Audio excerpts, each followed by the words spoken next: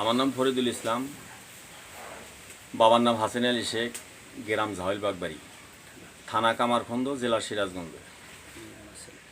আমি আমার ছেলেকে বিদেশ যাওয়ার জন্য পার্শ্ববর্তী এলাকার এক দালালকে আমি 2 লক্ষ টাকা দিয়েছি।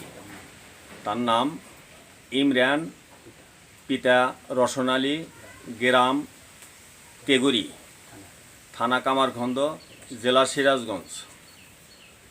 আমি এই প্রতারক আমার বাড়িতে এসে 2 লক্ষ টাকা সে নিয়ে গেছে। যাওয়ার পরে কিছুদিন পরে সে যোগাযোগ বন্ধ, আর কথাও বলে না। যোগাযোগ করতে গেলে আমার হুমকি হামকি দেখায়, বিভিন্ন ভয় দেখায়। আমি এখন নিঃস্ব। আমি সমতীর্থে 2 লক্ষ টাকা নিয়ে তাদের দিছি, সে এখন যোগাযোগ করে না।